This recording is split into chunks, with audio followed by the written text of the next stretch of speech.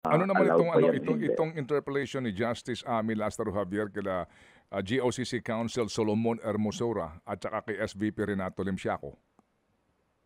Well, yung sinabi kasi binalik kahapon yung ano so saan nyo kinuha yung 60 billion sa reserve? Kinlaro nila na may 500 billion more or less na accumulated revenues ang PhilHealth. Mhm. Ang 280 billion ay nilagay sa reserve. Tapos yung 200 billion to 20 ay parang operations nila yon. Sabi Mhm. nila, hindi yun, ang 60 billion na binigay sa finance, hindi nanggaling sa reserve daw. Nanggaling daw yon sa operation. Yung 200 billion na natira. So parang ibig sabihin pa rin nun, para sa amin na petitioners, o di binawasan nyo ang operations ng PhilHealth Mm. na sana dagdag na benepisyo yon. Kasi yung reserve na yon Yung Mm. operations, dapat para yun sa dagdag na benepisyo, yun ang binigay nyo. At yun ang inadmit nila later on, doon nga nanggaling yon. So Mm. parang bumalik si Justice Ami, sa laki-laki na nga ng sinabi ng COA, yung yung financial statements nyo hindi malinaw, hindi nyo na-account. Parang ang gulo ng financial statements ng PhilHealth. Nasabi ng COA, qualified ang aming opinion sa inyo kasi marami kayong statements na hindi ma-verify at hindi credible. Mm. May mga kulang-kulang kayo na parang there is something here. So, alam mo naman, Ted, di ba ang PhilHealth dati may mga issue dati ng corruption? Mm. May mga issue sila na kung ano-anong mga bilyon na Mm. Ted, palagi nga namin sinasabi sa bayan mo na sino nakulong doon? Parang ilang bilyon ang nawala sa PhilHealth noon parang wala naman atang nakulong doon sa mga Mm. kinakasuhan nila. So Mm. basically that's one more reason kaya ako nung dumating sa akin parang sinabi ko pag mga proyekto na ginastusan ng mga pondong ito may korupsyon dapat isoli yung pera and of course iparusahan yung nangurakot.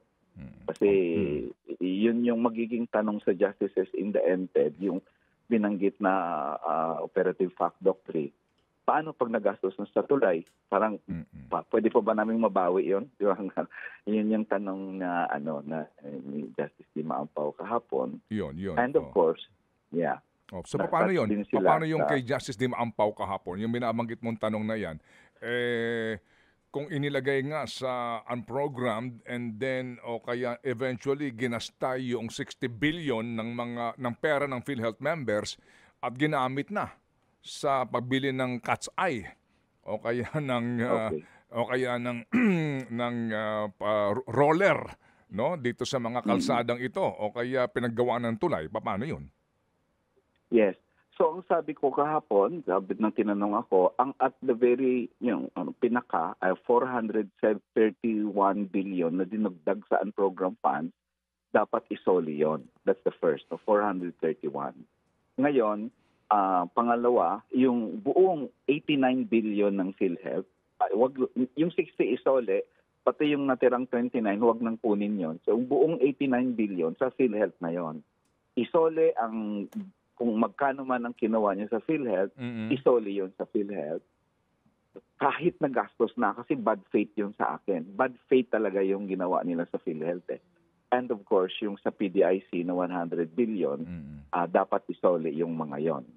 So basically, yun yung posisyon namin na isoli. Ngayon, it's up for the respondent to claim sila ang ay nagastos na sa tulay. O di explain nyo, bakit nyo ginastos? Good faith? Kung may TRO na, Ted, tapos ginastos pa rin nila, hindi pwedeng sabihin nilang hindi na pwedeng isoli yun. O, isoli nyo yun. O, yun yung ending kahapon kasi void yun, Ted, yung 431 billion na dinugtong nila sa unprogrammed fund. Kasi sabi ko kahapon, ayon sa konstitusyon, ang Kongreso, sabi ng Constitution, the House of Representatives, doon mag-originate ang budget. That's the first. Ang second, the Senate may propose amendments to the budget. Yung unprogrammed funds, 281 billion ang recommended ng Presidente. 281 billion yung in-originate ng House. Mm. At 281 billion din ang Senado. So walang pinropose na amendment ang Senado.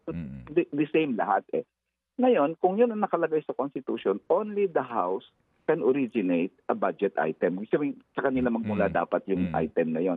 Dito yung BCC, yung BICAM, ang nag-imbento ng 431 billion.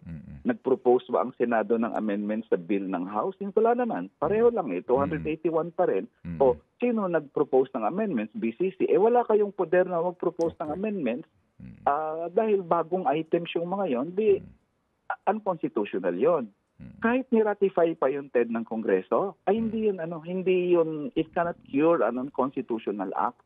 Kasi devoid sila of power. So yun ang argument ko. Wala silang poder kasi minsan may nagsasabi, ni-ratify ng House, ni-ratify ng Senate.